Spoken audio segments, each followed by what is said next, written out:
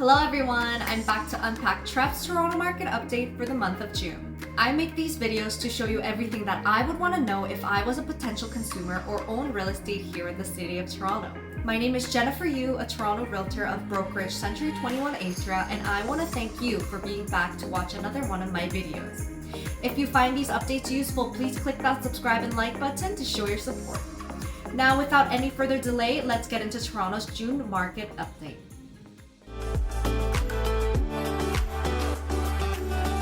We are seeing a shift. Does this mean that we're going to see the Toronto market crash? Most likely not. Typically, at the beginning of the year, the inventory of homes in Toronto is generally lower, which was evident in the previous market data. From mid-March to April, the market started to pick back up, which indicated the arrival of the spring season. Towards the end of June, it's natural for us to transition out of this spring market, and now we've entered a new phase where the market is relatively cooler, more stable, and showing signs of correction. The Bank of Canada's decisions regarding interest rate hikes and pauses have also had a significant impact on the flow of the market. We have observed a significant shortage in the supply of inventory while the demand has continued to remain high. Looking back at the previous updates, the rates were put on hold during the two Bank of Canada meetings.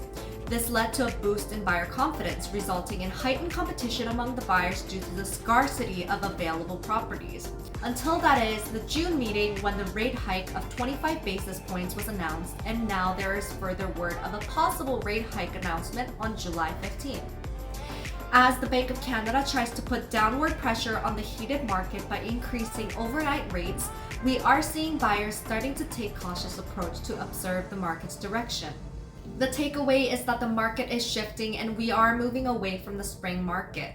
For sellers that are planning to sell later on, this might be the better moment to act before any significant decline throughout the summer.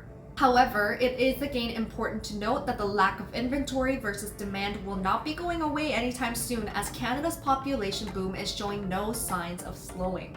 Year over year, as of the second quarter of 2023, Canada saw an increase of more than 1.2 million people, according to Statistics Canada. The first quarter data comes after Canada announced record high population growth for 2022. Last year, the country's population increased by more than 1.05 million people, marking the first 12-month period in Canadian history where the population grew by more than 1 million. Earlier in June, Statistics Canada estimated that the country's population has surpassed 40 million.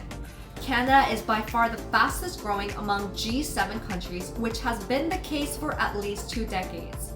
With this in mind, we will need to build about 1.5 million homes within the next 10 years for housing to catch up to population growth. For comparison, in the last decade before 2022, we saw less than 670,000 homes complete. This means we'll have to more than double the number of homes being built. However, based on the released provincial budget for 2023, current projections indicate that the homes being built will actually trend downwards. Around 96,000 new home builds were started in 2022, and the amount will fall to 80,000 this year, and drop again to 79,000 in 2024. Experts predict a small bump to 83,000 in 2025, but these numbers are still well below the target average of 100,000 homes per year. This goes to say that demand will generally continue to outpace supply for quite a long time. Now let's get into the actual data for June.